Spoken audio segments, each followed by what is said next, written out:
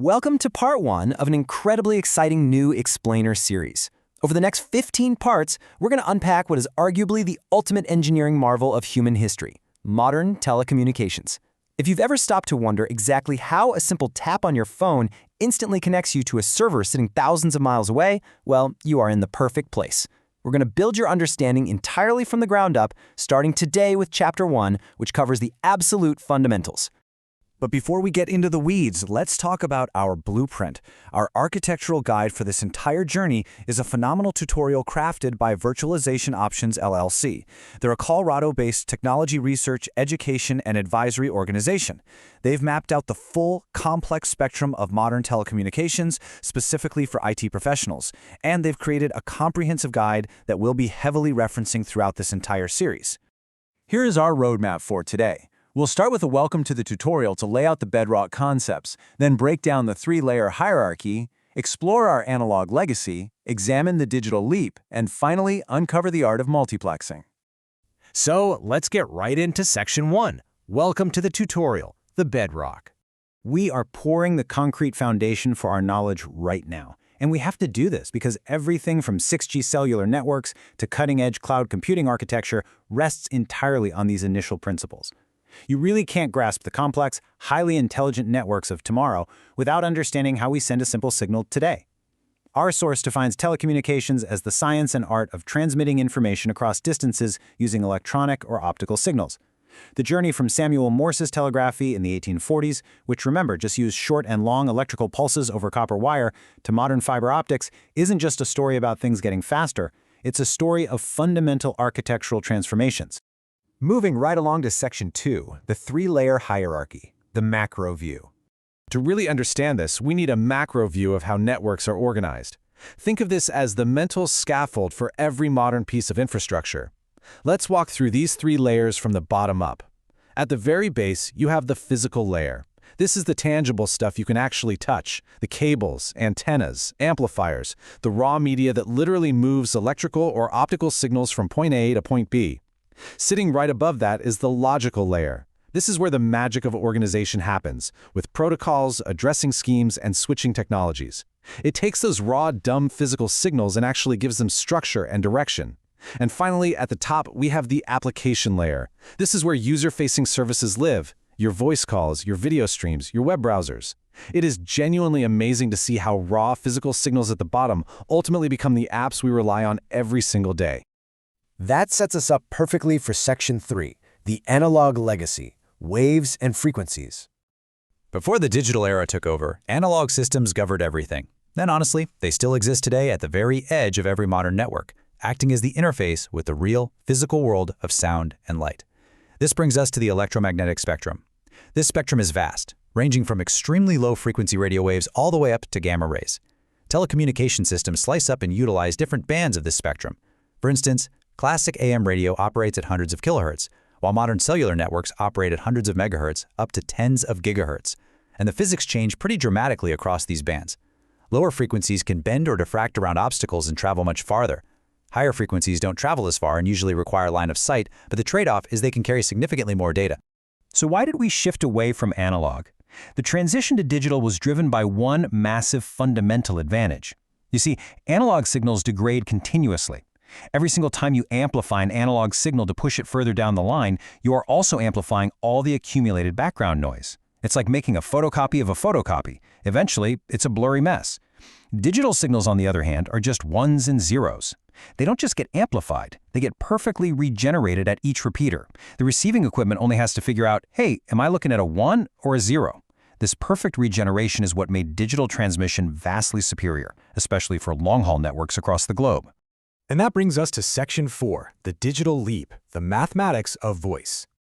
Prepare yourselves, because we're about to look at the mind-blowing engineering math that bridges those messy analog waveforms and the crisp digital world. It all comes down to the Nyquist-Shannon sampling theorem. This theorem states that a continuous analog signal can be perfectly reconstructed from digital samples, but only if the sampling rate is at least twice the highest frequency component of the original signal. Now keep in mind, normal human voice occupies a frequency range from roughly 300 Hz to 3400 Hz. So, this brilliant mathematical theorem essentially gave early telephone engineers the exact playbook they needed to digitize human speech. Here's what they did. They took that upper limit of human voice, rounded it up a bit for safety, and settled on a sampling rate of 8,000 samples per second. That keeps us safely above the Nyquist minimum required to capture voice clearly. Then, they quantized each one of those individual voice samples into one of 256 discrete amplitude levels. To represent 256 levels in binary, you need exactly 8 bits per sample. So let's do the math together. If you multiply 8,000 samples a second by 8 bits per sample, you get exactly 64,000. That gives us 64,000 bits per second, otherwise known as the classic 64 kbps voice channel. This specific number is absolutely legendary in IT. It became the foundational building block, the absolute unit of capacity for all subsequent digital telephony worldwide. Now we arrive at Section 5, the art of multiplexing, sharing the medium. We've figured out how to digitize a single voice, but here's the billion-dollar engineering question. How do we efficiently share a single transmission medium, like a copper wire or a radio frequency, among thousands of simultaneous users? Obviously, we can't build a separate, dedicated physical network for every single person on Earth. Before we can share, we have to modulate. Modulation is just varying the properties of a high-frequency carrier signal to encode our lower-frequency information. Amplitude modulation, or AM, varies the strength of the wave. It's a simple approach, but highly susceptible to static and noise. Frequency modulation, or FM, varies the carrier's frequency instead. This gives us far greater noise immunity, which is exactly why FM became the gold standard for high-quality music broadcasting. Once those signals are modulated, we use multiplexing to actually combine them. A brilliant triad of multiplexing techniques was developed by engineers to allow multiple users to efficiently share the exact same network space at the same time. These three methods really form the core of all network sharing. The first is frequency division multiplexing, or FDM. FDM assigns each communication channel its own unique, dedicated band of frequencies within the available spectrum. It works exactly like broadcast radio stations coexisting in the air around us. You tune your receiver to a specific frequency to get a specific channel, and because they're in different lanes, they don't interfere with one another. Next up is time division multiplexing, or TDM.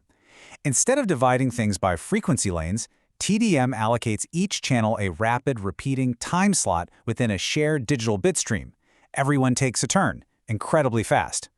This is the bedrock technique underlying classic telephone circuits like T1 and E1 lines, keeping dozens of digital voices perfectly separated simply by strictly timing when their packets are sent. And finally, we have statistical multiplexing. Instead of assigning rigid frequency bands or fixed time slots that might go unused, this technique allocates bandwidth dynamically based on actual, real-time demand. This demand-driven approach is far more efficient when traffic is what we call bursty. Bursty just means data is sent in sudden, unpredictable chunks, like when you click to load a web page and then stop to read it, rather than streaming continuous data. Because internet data is characteristically very bursty, statistical multiplexing became the absolute perfect solution for modern internet packet networks. And statistical multiplexing enables a truly fascinating and somewhat controversial concept: overbooking. Overbooking is literally selling more capacity than physically exists on the network, operating on the assumption that not everyone is going to use their connection at the exact same time. It is the true economic engine of the telecommunications industry.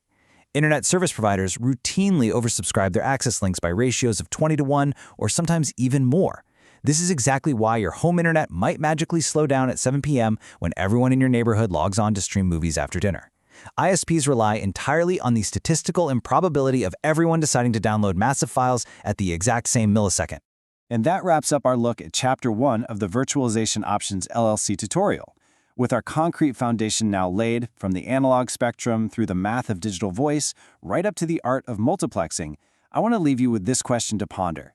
How do these foundational building blocks form massive, complex historical networks like the public switch telephone network and eventually lead us to the critical OSI reference model?